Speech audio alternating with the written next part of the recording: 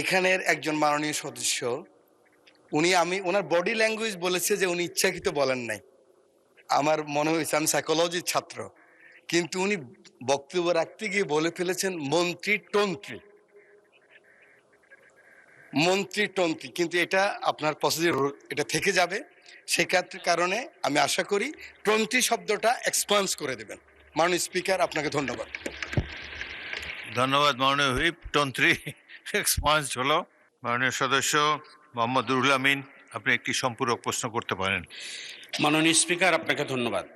আমার নির্বাচনী অঞ্চল এমনই একটা অঞ্চল যেখানে কোনো দলেরই অতীতে কোনোদিন মন্ত্রী হয়নি।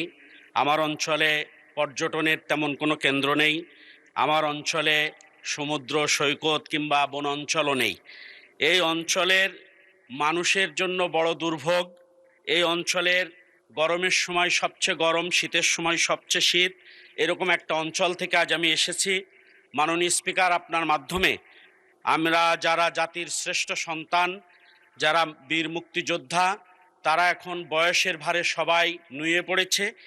এই মানুষদের জন্য এখন সবচেয়ে বেশি প্রয়োজন চিকিৎসার। এই চিকিৎসার জন্য উপজেলা স্বাস্থ্য কমপ্লেক্স নিকটতম হাসপাতাল, সেখানে গিয়ে তেমন কোনো চিকিৎসা তারা পায় না। আবার বয়সের ভারে লাইন দিয়ে দাঁড়িয়ে থাকতে হয়, এটা তাদের জন্য কষ্টের। আমার উত্থাপিত বিষয়, জানার বিষয়, মুক্তিযোদ্ধা যে কমপ্লেক্সগুলো হয়েছে, এই কমপ্লেক্সগুলোর ভিতরে মুক্তিযোদ্ধাদের জন্য যারা বেঁচে আছে এবং তাদের পরিবারের জন্য চিকিৎসার কোনো ব্যবস্থা, কমিউনিটি ক্লিনিকের কোনো ব্যবস্থা করার কোনো পরিকল্পনা বর্তমান সরকারের আছে কিনা, এটা আমি জানতে চাই। মাননীয় স্পিকার, আপনাকে ধন্যবাদ। মাননীয় মন্ত্রী। মাননীয় স্পিকার, আপনাকে ধন্যবাদ। আপনার মাধ্যমে মাননীয় সংসদ সদস্যকে ধন্যবাদ।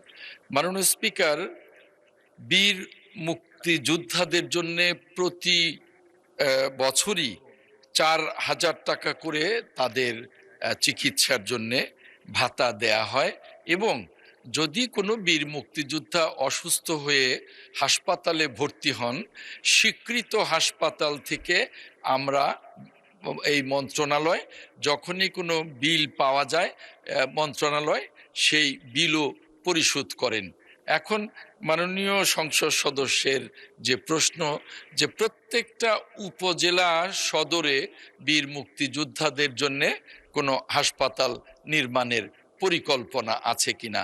আমরা তাদের জন্যে আমাদের মন্ত্রণালয় সদা সর্বদা সচেষ্ট আছি, এবং তাদের ভাতার বিষয়ে এবং চিকিৎসা ভাতার বিষয়েও আমরা সচেষ্ট আছি। এই বিষয়ে এখন পর্যন্ত এই প্রত্যেকটা উপজেলা সদরে বীর মুক্তিযোদ্ধাদের জন্য কোনো স্বাস্থ্য কমপ্লেক্স নির্মাণের আপাতত কোনো পরিকল্পনা আমাদের নেই। ধন্যবাদ মাননীয় স্পিকার। মাননীয় স্পিকার, আপনাকে ধন্যবাদ। আমি আপনার সাহায্য প্রার্থনা করি। 301, আপনি এখনই পারেন সিদ্ধান্ত দিতে। এখানের একজন মাননীয় সদস্য ওনার বডি ল্যাঙ্গুয়েজ বলেছে যে উনি ইচ্ছাকৃত বলেন নাই। আমার মনে হয়েছে, আমি সাইকোলজির ছাত্র, কিন্তু উনি বক্তব্য রাখতে গিয়ে বলে ফেলেছেন মন্ত্রী টন্ত্রী,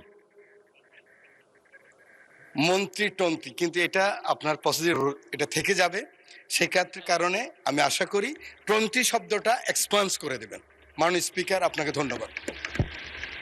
ধন্যবাদ মাননীয় হুইপ। তন্ত্রী এক্সপান্স